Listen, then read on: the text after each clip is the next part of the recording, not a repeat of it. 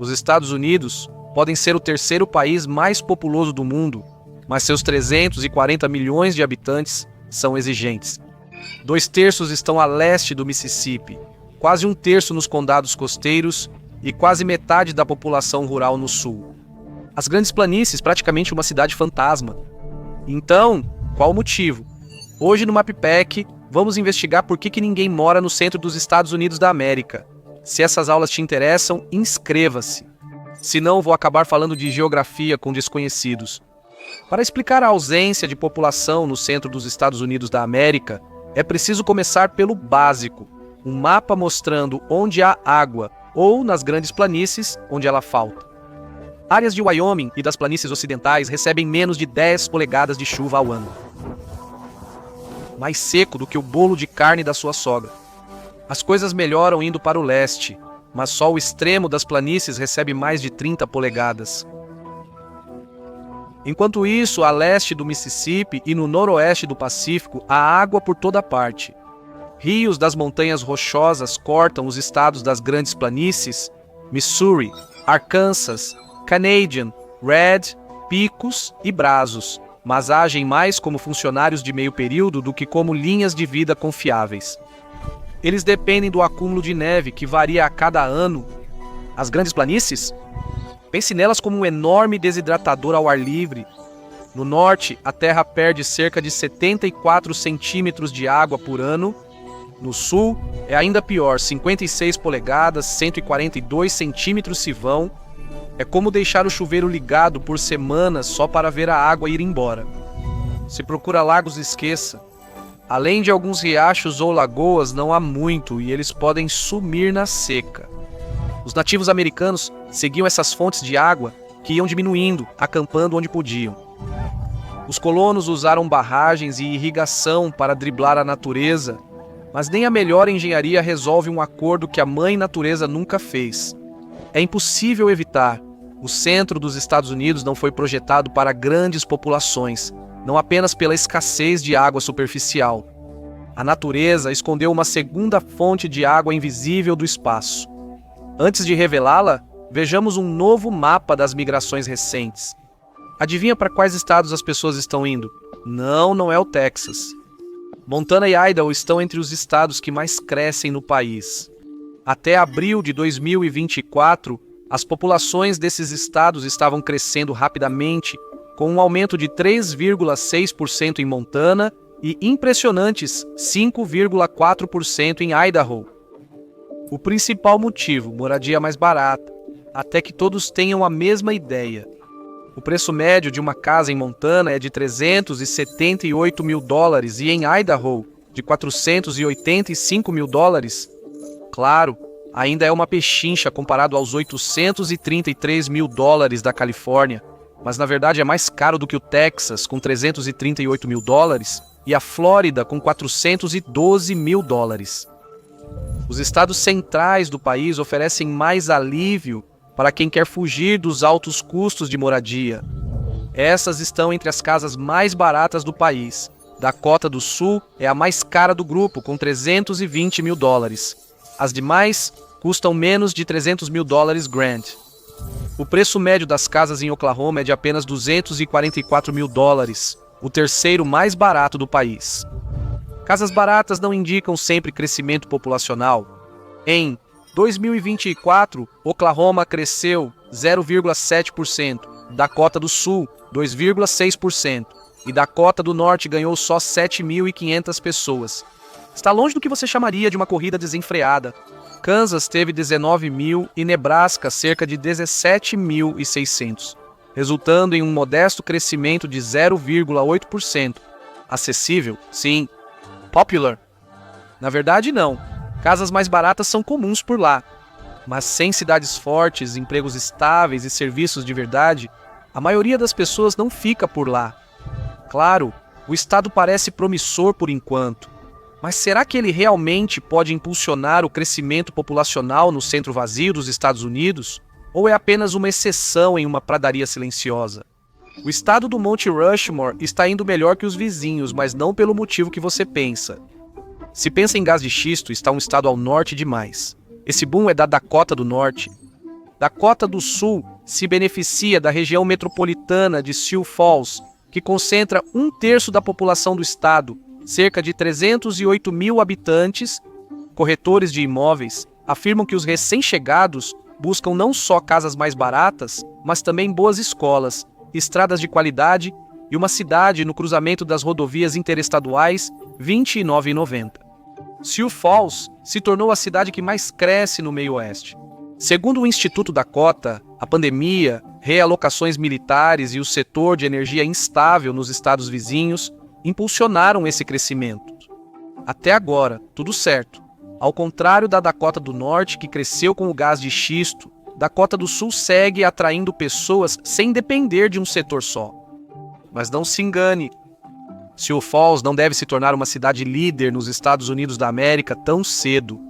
Se as tendências seguirem, a área metropolitana terá cerca de 438 mil pessoas em 2060. Isso é menos que Staten Island tem hoje, e ainda depende de um grande ICE. Há muita coisa trabalhando contra essa possibilidade. Tem muita coisa no caminho.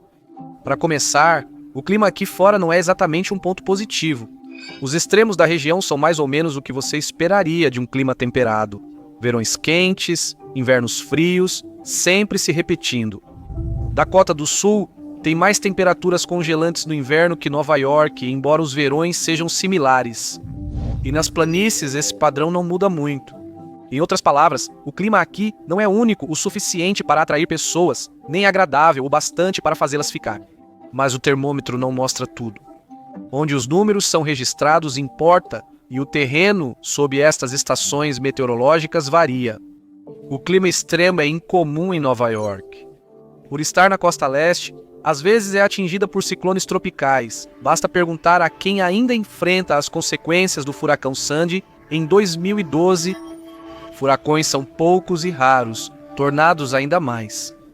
Nova York registra em média 10 tornados por ano, e desde 1900 só 2 atingiram a categoria escala Fujita, 3.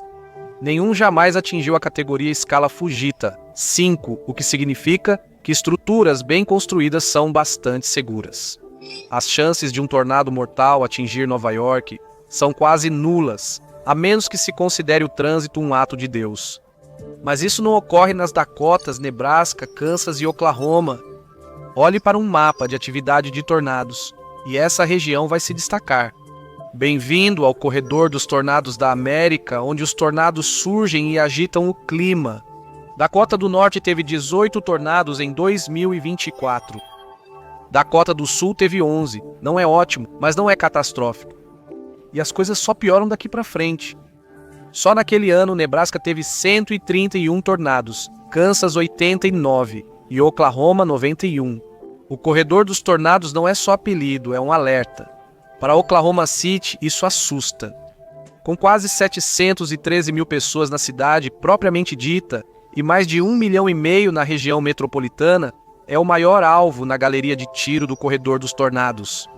Desde o início dos registros, mais de 160 tornados atingiram Oklahoma City. Viver aqui é saber que a tempestade não é questão de se, e sim de quando. O risco de tornados em Oklahoma City eleva o seguro e dificulta o gerenciamento de emergências. O perigo é tão constante que a cidade nem construiu abrigos oficiais. Tornados não são como furacões. Pode parecer estranho, mas alguns planejadores de Oklahoma provavelmente invejam a Flórida. O que já é algo a se dizer, já que talvez seja a única vez que alguém sente inveja do estado do sol. Furacões podem ser monitorados por dias, até semanas. Satélites permitem que autoridades planejem, se preparem e emitam ordens de evacuação antes do impacto. Furacões chegam educados, já tornados arrombam a porta. O melhor que os meteorologistas podem fazer para prever um tornado é acompanhar as condições meteorológicas de grande escala que podem produzir um. Mas isso depende de forças fora do nosso controle. Moradores de Oklahoma encontraram uma solução. A maioria faz abrigos em casa para se esconder sem lotar as estradas. Isso mantém as rotas livres para equipes de emergência e reflete a realidade do corredor dos tornados. Aqui, a geografia sempre tem a palavra final. É aqui que a geografia do centro dos Estados Unidos realmente o amaldiçoa. A Terra é basicamente feita para tornados. Ela está bem no centro, entre o ar frio descendo do Canadá e o ar quente e úmido subindo do Golfo. Basicamente, as grandes planícies ficam presas entre um freezer industrial e uma fornalha ligada no máximo. E ainda há as montanhas rochosas a oeste, onde o ar é mais seco e frio. Assim, correntes de ar quente e frio convergem nas grandes planícies. O ar quente e úmido dos trópicos sobe rápido, enquanto o ar frio e seco do Canadá e das montanhas rochosas desce com força. O choque causa caos e tempestades violentas chamadas supercélulas. A primavera é ideal, pois o frio do inverno dá lugar ao calor do verão. É por isso que a atividade atinge o pico em maio e junho, bem no auge da temporada de tornados. As correntes de ar são só parte dessa combinação. O centro dos Estados Unidos da América é vasto e plano. É o lugar ideal para tornados, que se formam em áreas secas e planas. As grandes planícies têm esse nome por isso.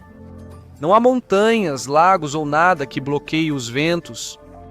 Apenas um espaço infinito para o ar instável girar e causar problemas. Uma tempestade perfeita, literalmente. Mas tem uma coisa sobre o corredor dos tornados. Não é um lugar fixo. O centro do corredor se deslocou para o leste nas últimas décadas. O Texas liderou o ranking em 2024 com 169 tornados e Iowa e Nebraska registraram 131 cada um. Mas o Kansas não é mais o rei dos tornados. Illinois teve 126, Missouri 105, Flórida 103 e Louisiana 92. Esses estados têm populações maiores, pois oferecem mais do que campos vazios. As pessoas enfrentam tempestades se houver algo que vale a pena. Nas grandes planícies, além da agricultura, há pouco mais por lá.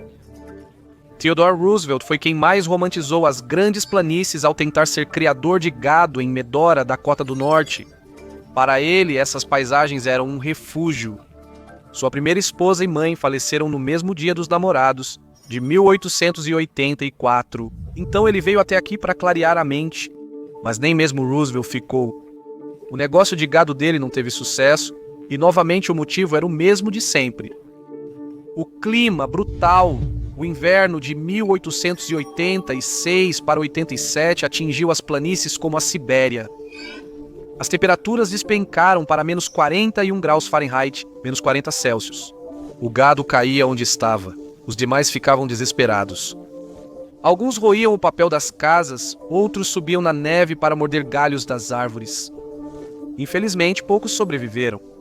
Roosevelt perdeu 2.300.000 na moeda atual e voltou para Nova York, concluindo que lidar com o Congresso era talvez mais fácil do que com o gado. A história de Roosevelt é o arquétipo da vida nas planícies até hoje. Os invernos não têm sido tão brutais nos últimos anos, mas uma nova ameaça está surgindo no horizonte. Na verdade, talvez um pouco mais de neve fosse bem-vindo. A superfície seca das grandes planícies favorece tornados, mas o verdadeiro segredo está no subsolo, razão pela qual a região virou celeiro agrícola dos Estados Unidos da América e de boa parte do mundo. Veja abaixo da terra o aquífero Ogallala, mostrado neste mapa.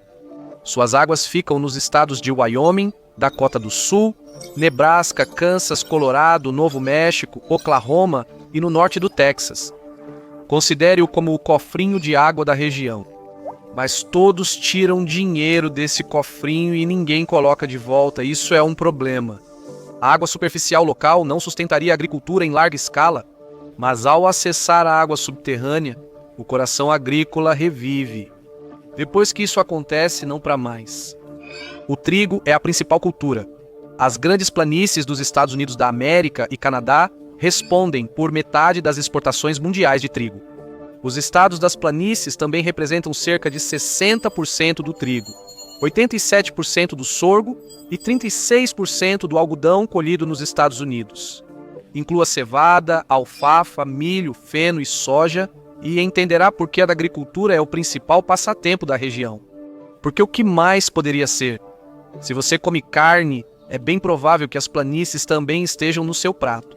Metade do gado de corte dos Estados Unidos da América vive aqui.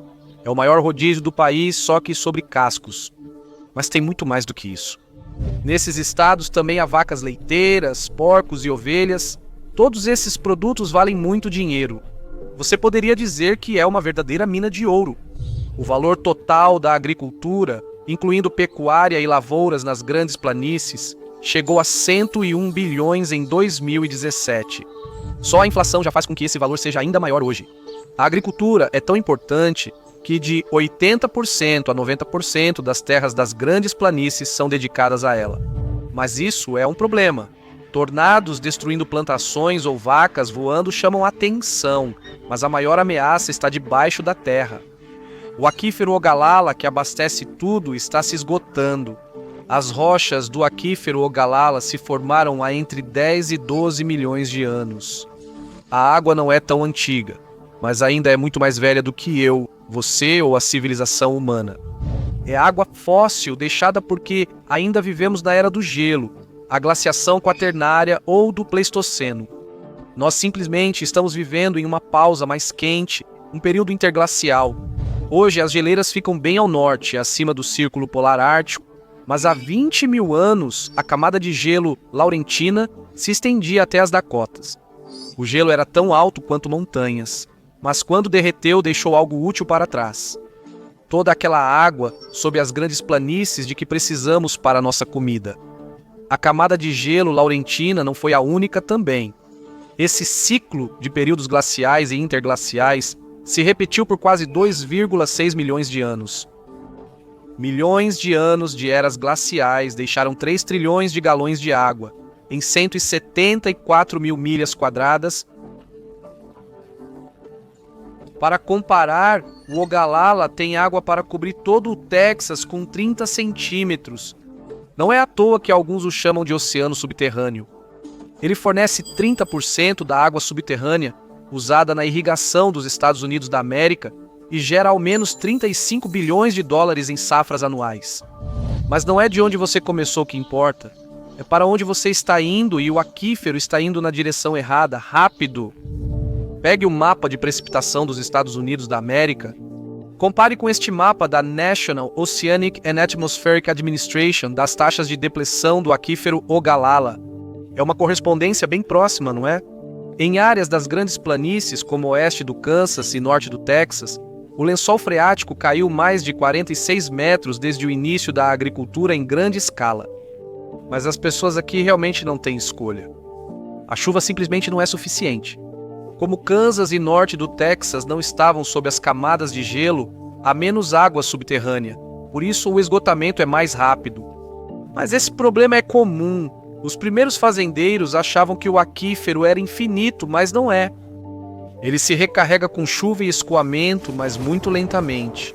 Menos de 0,04 polegadas 1 milímetro por ano em partes do Texas e no máximo cerca de 6 polegadas 15 centímetros no centro-sul do Kansas. Cientistas afirmam que os processos naturais levarão pelo menos 6 mil anos para recarregar a água perdida em menos de 150 anos. Isso é 1000 anos a mais que o intervalo entre nós e os primeiros faraós do Egito Antigo. A menos que alguém encontre a fonte da juventude, o povo das grandes planícies não tem tanto tempo assim. Cerca de 30% dos poços do aquífero já estão secos, e em 50 anos restará apenas cerca de 30% da água. É uma ironia cruel. A agricultura possibilitou a vida nas planícies, mas a indústria que trouxe pessoas para cá agora ameaça destruí-la. E claro, o tio Sam também faz sua parte. O governo subsidia práticas que esgotam o aquífero. E quando você distribui dinheiro de graça para fazer alguma coisa, as pessoas geralmente não param, elas apostam ainda mais. Fazendeiros buscam maiores colheitas, mercados saturam e o aquífero é ainda mais pressionado. E não se engane, os moradores não veem muitos benefícios com o aumento da produção permitido por esses subsídios. Pesquisadores analisaram dados de 234 condados das grandes planícies entre 1980 e 2010 e concluíram que maiores colheitas não melhoraram a qualidade de vida. Para operações pequenas e médias, as rendas também não cresceram. A saúde das pessoas não melhorou, as escolas não ficaram melhores, a água está desaparecendo, mas os benefícios são difíceis de encontrar. Algumas regiões das grandes planícies já começam a vislumbrar o futuro. Em 2022, uma seca severa no Kansas exigiu o uso dos poços. Alguns deles diminuíram em 3 metros só naquele ano. O declínio do aquífero Ogallala, fonte essencial de água para muitas comunidades rurais, torna quase certa a perda de mais população nas grandes planícies. Veja Guymon, Oklahoma, com 13 mil habitantes, é a maior cidade do Panhandle. A cidade depende de 18 poços no Ogallala, mas eles já não suprem a demanda. No começo de 2024, Washington já tinha investido mais de 67 milhões de dólares em subsídios federais para infraestrutura e mão de obra. Pode ser útil, talvez, mas na verdade é só empurrar o problema com a barriga por uma estrada muito seca. O maior empregador da cidade é um matadouro que processa 20 mil porcos por dia, porcos suficientes para preencher todos os assentos do Madison Square Garden. O matadouro também é o maior consumidor de água da cidade, mesmo estando tentando reduzir o consumo. Diante disso, não surpreende que muitos busquem, de fato, pastos mais verdes. Essa tendência não é nova. Há mais de 200 anos, as grandes planícies deixaram de ser áridas e se tornaram uma potência agrícola, durante a maior transformação da humanidade desde o início da agricultura. Confira o que é timing conveniente. A tecnologia industrial que fez as planícies florescerem também tornava a de agricultura tradicional obsoleta. Em 1860, 53% da força de trabalho americana estava na agricultura. Depois caiu rápido, mas ainda era 21% em 1930, quando o Dust Bowl devastou as grandes planícies. O desastre não ocorreu por esgotamento das águas subterrâneas, e sim pelo excesso de produção. Com arados mecanizados e novos equipamentos, fazendeiros abriram 5 milhões de acres entre 1925 e 1930. Foi uma colheita recorde em 1931. E então a história virou poeira. A superprodução inundou o mercado e os preços do trigo desabaram. Era a Grande Depressão, então, mesmo com preços baixos, as pessoas não conseguiam comprar muito. Tudo o que os fazendeiros conseguiram com isso foi solo superficial, severamente esgotado e bolsos vazios. Em 1932, quando choveu ainda menos do que o normal, a terra ficou propensa à seca. Tempestades de poeira começaram e pelo menos 2,5 milhões fugiram de Nebraska, Kansas, Oklahoma, norte do Texas, leste do Colorado e Novo México. Oklahoma perdeu 440 mil pessoas, refugiados não só da natureza, mas também das práticas agrícolas que tornaram as planícies uma armadilha criada por eles mesmos. Essas pessoas puderam fugir porque não precisavam mais trabalhar na fazenda. A Revolução Industrial gerou empregos em outras indústrias há muito tempo. Felizmente, o Dust Bowl chegou ao fim, mas a população rural nunca se recuperou. Em 2023, só 1,57% da população americana atuava nos setores agrícola, florestal e de pesca, 19,34% na indústria e 79,09% no setor de serviços. Isso não vai mudar tão cedo. No fim dos anos, 2.080% dos condados já viravam planícies cinzentas. Veja um mapa recente. No norte, estados como Nebraska e as Dakotas têm muitos condados com idade média elevada. Aqui fora, não é só o aquífero que está secando, a demografia também está. Então, para onde os mais jovens estão indo? A resposta é: para áreas metropolitanas maiores. É só olhar para a Flórida no mapa. A Flórida atrai aposentados, mas o sul do estado, especialmente Miami, possui população bem mais jovem que o restante. O mesmo ocorre na região de Jacksonville, norte da Flórida. As pessoas continuam fazendo o mesmo, saem do campo para a cidade sempre que possível. E graças à moderna tecnologia industrial, muito mais pessoas podem fazer isso. Até 1960, 30% da população dos Estados Unidos ainda vivia em áreas rurais. Levou 28 anos, até 1988, para que essa porcentagem caísse apenas 5%. As coisas estão acelerando. A próxima queda de 5% só ocorreu 17 anos depois, em 2005. Em 2023, só 16,7% da população vivia em áreas rurais. Nem mesmo a pandemia conseguiu frear essa tendência. Isso é uma má notícia para as grandes planícies. Com a água tão incerta, a região simplesmente não consegue sustentar grandes cidades. A maioria prefere viver em grandes cidades. Outro mapa comprova isso. Veja onde ficam os principais times esportivos americanos. Você percebe algo? Não há times em Nebraska ou nas Dakotas. Kansas pode apontar para o Sporting Kansas City na Major League Soccer e Oklahoma City tem o Thunder na NBA. Já ao norte do Texas, o centro dos Estados Unidos da América praticamente não tem esportes. Nenhum jogo da Major League Baseball foi realizado em Iowa até 2021. A liga não voltou lá desde 2022. Sim, Kansas City, Missouri, não Kansas, tem mais risco de tornados. Mas pelo menos os moradores têm os Royals e os Chiefs, que conquistaram 3 Super Bowls em 5 anos. Mas é mais do que apenas a ausência de times esportivos. Os times vão onde as pessoas estão. A ausência deles evidencia a escassez de oportunidades. Vá bem para o leste em Nova York e você terá algo para comparar com a região. Nova York lidera em imigração, perdendo 326 mil pessoas em 4 anos. Mas ao contrário das grandes planícies, ela tem uma vantagem, Nova York. E, independentemente dos números, a cidade sempre será um imã para as pessoas. Para começar, Nova York é um dos centros do sistema financeiro global. Isso não aconteceu por acaso, nem por uma política inteligente.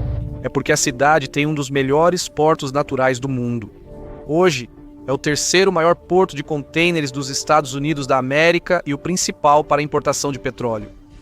De lá, os navios seguem direto ao Atlântico ou ao interior do estado pelo rio Hudson. Milhares de empregos na região metropolitana dependem do porto, que também serve como ponto de pesca, mesmo após séculos de poluição. Devido a regras mais rígidas desde os anos 1970, as águas se recuperaram. Em 2021, a pesca recreativa gerou 250 milhões de dólares, um excelente retorno para uma água antes vendida como extra grossa. Mesmo que Nova York tenha acabado com uma perda líquida de trabalhadores do setor financeiro entre 1990 e 2010, isso não prejudicou a economia da cidade. Segundo o Federal Reserve, Nova York tinha cerca de 514 mil trabalhadores. No setor financeiro, em junho de 2025, apenas 11 mil, a menos que o recorde de 1990. A localização privilegiada impulsionou a atividade econômica, o que provocou um boom populacional. Esse boom atraiu indústrias como teatros e times esportivos, dando a Nova York grande influência cultural.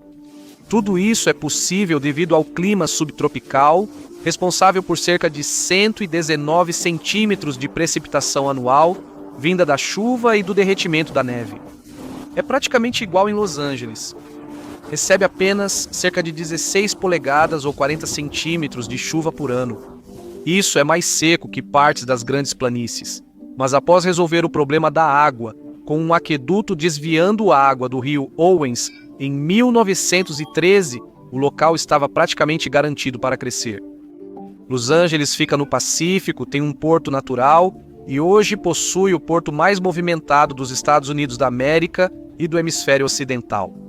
A localização e a economia trouxeram resultados semelhantes aos de Nova York antes. Los Angeles se tornou o centro da nascente indústria cinematográfica e a influência cultural veio em seguida. Nova York até perdeu uma de suas joias da coroa, os Dodgers, para Los Angeles nos anos 1950 e os Giants para São Francisco, outra cidade com um porto privilegiado. São Francisco, situada em sua baía, não conquistou Hollywood, mas se tornou a capital mundial da tecnologia. Essas cidades acumularam tanto capital cultural e social que nem choques severos conseguem abalá-las facilmente. Desfazer essas redes daria mais trabalho do que vale a pena. Por isso, resistiram à pandemia de Covid, moradia cara, criminalidade e políticas econômicas duvidosas. As pessoas continuam se mudando para lá porque é onde estão as oportunidades e onde realmente há algo para fazer. Mas essa vitalidade não se encontra no centro do país. A costa está longe daqui, então não há portos com bons empregos para sustentar outras atividades. Restam só 2 opções para transportar mercadorias. Transportá-las de avião é caro e trazê-las de trem ou estrada envolve longas distâncias. Com uma localização menos que ideal, não haverá tantos atrativos econômicos para serem ativados.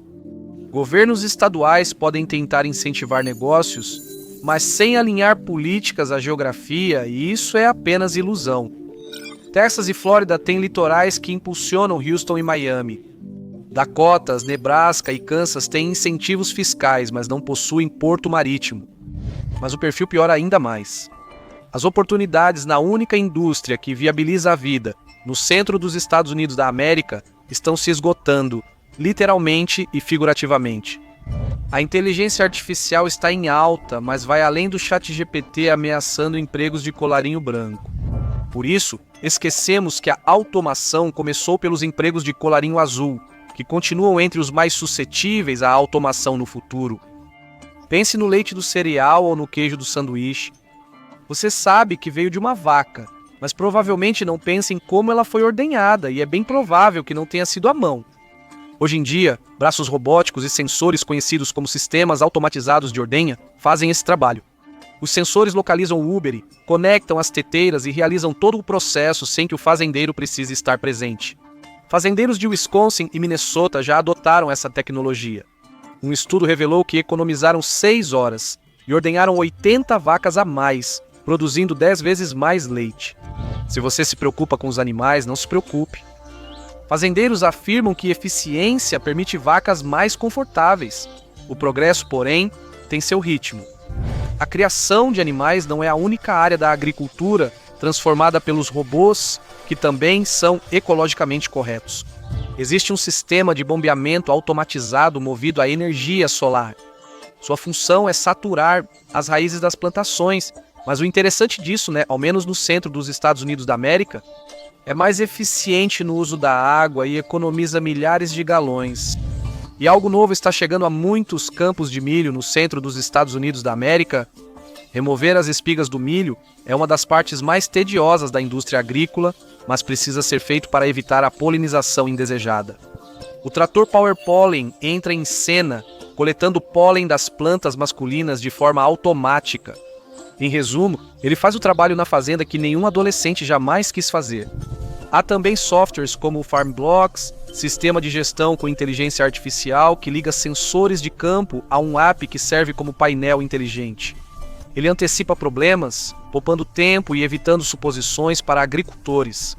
Outros programas monitoram o gado e detectam doenças nas vacas antes de se espalharem. Com drones baratos e comuns, logo mais trabalhos como pulverização de lavouras serão totalmente automatizados. Muito em breve, a única coisa que vai restar para o fazendeiro fazer será lembrar a senha do Wi-Fi. Esses são apenas alguns dos motivos pelos quais 1/3 dos empregos agrícolas atuais pode desaparecer nos próximos 8 anos. Foi isso que o Conselho de Conferências do Canadá disse em um relatório do verão de 2024. É um centro de estudos que monitora inovação e transformação digital. Apesar de estar ao norte da fronteira, esse oráculo terá grande impacto no centro dos Estados Unidos. O surgimento dos robôs agrícolas é um clássico problema de ovo e galinha. Não são apenas fazendeiros gananciosos cortando custos, é que a mão de obra por aqui está desaparecendo. Adolescentes americanos que colhiam milho no verão agora preferem estágios em Nova York e Los Angeles. O trabalho sobrou para migrantes que enfrentam turnos de 20 horas, mas mesmo isso é precário e afetado pela política de imigração. Robôs trazem eficiência, não sofrem insolação ou exigem horas extras, mas prejudicam as comunidades. Aqui, cada robô no campo significa uma família a menos na cidade, e as grandes planícies não podem manter esse acordo para sempre. Mas talvez haja algum motivo para a esperança. Uma coisa que o centro dos Estados Unidos da América tem de sobra é terra. E terra será necessária para os centros de dados dos quais a inteligência artificial depende. Normalmente são necessários pelo menos 200 acres ou 81 hectares para construir um centro de dados completo. Mas não são apenas os centros de dados, cada um pode exigir pelo menos 200 megawatts de energia. Isso significa que mais usinas de energia também são necessárias, como o destino quis, Dakota do Sul já é líder em energia renovável. Em 2022, 55% da rede usou energia eólica, servindo de exemplo para o centro dos Estados Unidos da América. As pradarias abertas que alimentam os tornados também oferecem ventos constantes, perigosos em tempestades, mas ideais para turbinas. Com tanta terra disponível, há espaço para instalar novos reatores nucleares que abastecerão os centros de dados do futuro. Será que a crescente indústria de data centers é a saída desse ciclo?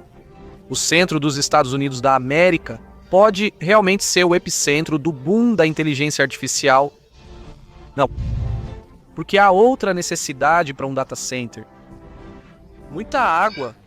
Um data center de inteligência artificial consome de 2,9 a 5 milhões de galões de água por dia. Isso equivale a uma cidade com população de 30 a 50 mil pessoas. A água mantém os servidores funcionando, gerando energia e passando pelos sistemas de refrigeração, para que o equipamento não superaqueça. Sem ela, as máquinas superaqueceriam em minutos. Imagine um laptop enorme ligado ao sol, mas com bilhões de dólares em risco. Mas a água é uma mercadoria valiosa nesta região. Até regiões úmidas como a Virgínia enfrentam dificuldades para atender a demanda. Você viu como foi difícil conseguir água para uma cidade de 13 mil pessoas no Panhandle de Oklahoma? Drenar água do Ogallala para centros de inteligência artificial provavelmente não será bem aceito politicamente. Não tem como evitar isso.